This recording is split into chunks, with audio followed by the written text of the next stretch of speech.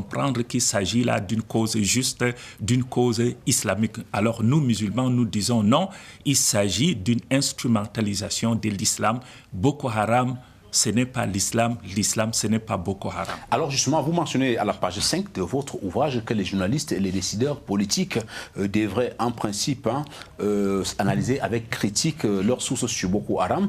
Une façon de reconnaître justement que le phénomène Boko Haram n'est pas seulement connu par ceux-là ou alors de ceux-là qui devraient en parler. Oui, en fait aujourd'hui, les informations que nous avons sur Boko Haram, c'est beaucoup plus des informations reçues de l'Occident. Beaucoup de journalistes en fait puisent dans ces réservoirs parfois sans observer une certaine distanciation, d'où cette confusion terminologique. Je prends deux mots, le mot djihad, le mot charia. Voyez-vous, Boko Haram même, comment est-ce qu'on l'appelle dans notre pays? On parle de la secte islamiste. Il y en a qui parlent de la secte islamique. Vous pensez que pour le Camerounais moyen, y a-t-il une différence entre secte islamique, entre secte islamiste, entre islamisme et terrorisme? Non, il n'y en a pas. Donc il y a cette confusion terminologique et j'ai essayé dans cet ouvrage véritablement de dire par exemple le mot djihad, c'est un mot qui occupe une place importante dans la religion musulmane. Et la plus grande dimension du mot djihad, c'est la lutte contre, n'est-ce pas, nos propres passions. C'est pour cela que le prophète a appelé le djihad, n'est-ce pas, la plus grande guerre. Voyez-vous, maintenant, aujourd'hui, on a réduit cette expression à la dimension militaire qui existait aussi dans la religion musulmane. Donc, voilà autant des choses qu'il faudrait revisiter. Et quant à l'appellation même du phénomène Boko Haram, on parle de la secte islamiste ou de la secte islamique. Non, je dis il faut appeler cette secte tout simplement le groupe terroriste Boko Haram, la secte Boko Haram, c'est tout. Il ne faut pas coller le nom islamisme ou islamiste parce que c'est des mots qui prêtent à confusion. Au final, dans la conscience collective, on a l'impression que c'est l'islam qui est, n'est-ce pas, qui encourage cela. Alors justement, c'est-à-dire à vous entendre parler, quand on prend la terminologie de islamiste, tout à fait. Elle est tout à fait péjorative. Tout à fait. Alors dans votre livre, vous parlez justement de Abou Kaka, qui est le porte-parole le plus connu de Boko Haram, et qui justement donne les objectifs, ou alors l'objectif principal, la nébuleuse. Tout à fait. Alors voilà, il dit justement, je vous cite, notre objectif est de revenir au Nigeria d'avant la colonisation, quand la charia était la loi appliquée à tous. Et il ajoute, notre objectif est de placer le Nigeria dans une position difficile, et même de le déstabiliser avant de le remplacer par la charia. Alors vous qui semblez très au fait de cette situation-là, qu'est-ce que le Cameroun vient chercher dans leur affaire là? Ils parlent du Nigeria, ils viennent chez nous. Voilà. Tout d'abord, il faut préciser que Abou Kaka, il est décédé. Mais quand il parle de charia, de quelle charia est-il question? La charia est appliquée au Cameroun. La charia est appliquée en France. C'est justement parce que les gens ne prennent pas le soin d'aller à la source pour savoir ce que c'est. Et lorsqu'un musulman vous dit qu'il va accomplir la prière de vendredi, c'est la charia. Lorsqu'un musulman vous dit qu'il ne mange pas ceci, qu'il ne boit pas cela, c'est de la charia. Lorsqu'un musulman se marie, lorsqu'il organise un baptême, tout cela repose sur la charia. Donc, nous, au Cameroun, nous appliquons la charia. Mais la différence est qu'au Cameroun, nous sommes dans un État laïque. La pratique religieuse relève du domaine privé.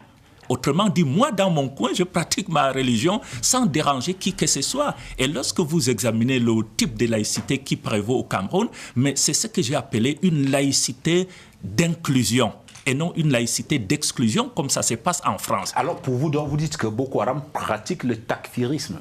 Oui, le takfirisme, c'est une stratégie qui consiste, vous avez bien fait de mentionner ces mots, en fait, non seulement à rejeter les non-musulmans, mais aussi à rejeter les musulmans qualifiés, entre guillemets, de mauvais musulmans, c'est-à-dire des musulmans qui ne sont pas des pratiquants de cette religion.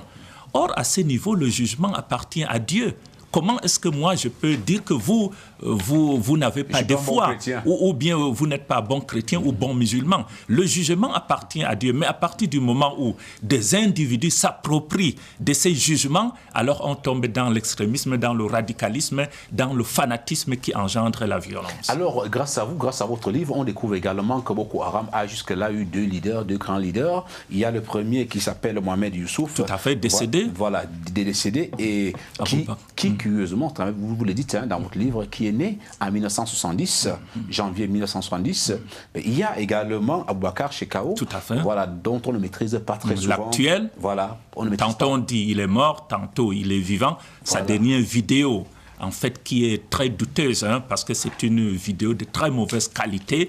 Il est apparu très affaibli, avec un discours qui rompt avec justement ce qu'il a l'habitude de faire. Donc, moi, je pense qu'il faut être très prudent.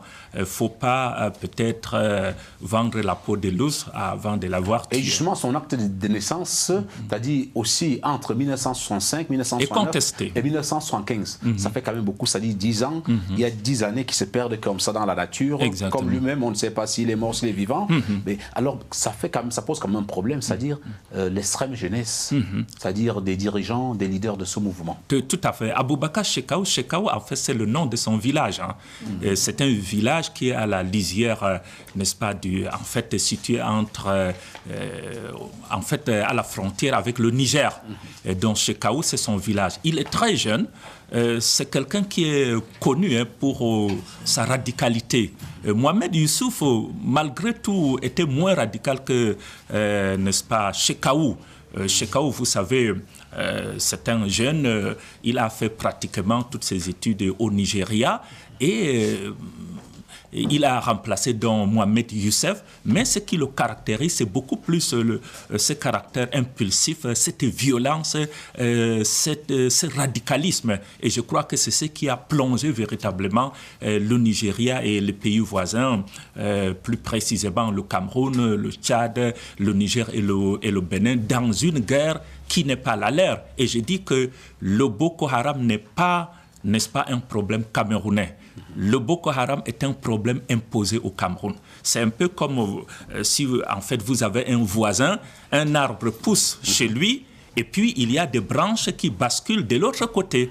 Donc je dis que c'est un phénomène qui est essentiellement nigérian et non camerounais. Le Cameroun subit, et c'est pour cela que nous devons tous prendre des dispositions pour nous défendre, chacun, effectivement, avec les moyens, n'est-ce pas, à sa portée. C'est pour cela, vous m'avez posé la question de savoir pourquoi j'ai écrit. Peut-être j'ai estimé que la plume serait pour moi la meilleure manière de contribuer justement à lutter contre les amalgames, n'est-ce pas, contre la stigmatisation, parce que vous savez, au début de ce phénomène, les musulmans étaient plus ou moins stigmatisés. Il y en a qui parlaient d'une rébellion interne avec l'objectif de renverser le pouvoir en place. Mais heureusement, lorsqu'on a constaté que, en fait, les plus grandes victimes de Boko Haram, ce sont les musulmans.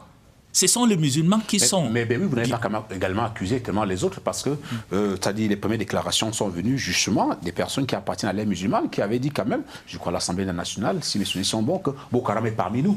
Et vous savez, moi, je n'attache pas de l'importance à cette déclaration parce que vous allez voir, la même personne a qualifié cette secte, il a dit la secte islamique dans un communiqué. Quand j'ai vu le communiqué, et j'ai constaté que c'est un musulman qui l'a dit, ça veut dire que les gens ne maîtrisent pas certaines notions élémentaires.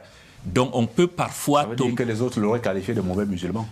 Non, moi je ne juge pas. J'ai dit les autres, pas vous. En fait, moi je ne suis pas là pour juger. Voilà, nous allons fermer cette page et certainement vous vous libérer. Et rappelez que votre livre, c'est quand même 5 chapitres avec des thématiques aussi diverses que variées. Il y a la radioscopie de Boko Haram, il y a les fondements islamiques de la paix et de la quête du savoir. Il y a au 3e chapitre les musulmans du Cameroun qui rejettent l'idéologie extrémiste et violente de Boko Haram. Il y a le 4e chapitre, enfin, c'est-à-dire les voies de renforcement de la paix et de sécurité au Cameroun. Alors, en un mot, quelles sont ces voies que vous proposez? Oui, cette voie, c'est avant tout l'éducation.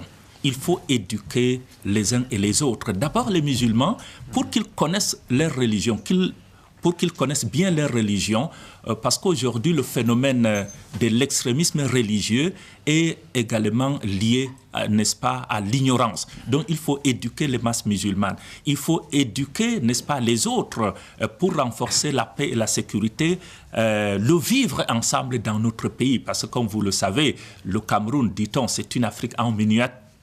Il y a des musulmans, des chrétiens, des adeptes de la religion traditionnelle. Il faudrait que tout ce beau monde se connaisse, puisse cohabiter dans la paix, dans le respect de l'autre dans la différence. Donc je crois qu'il faut l'éducation, il faut également, n'est-ce pas, la lutte contre la pauvreté qui constitue, si vous voulez, un terreau.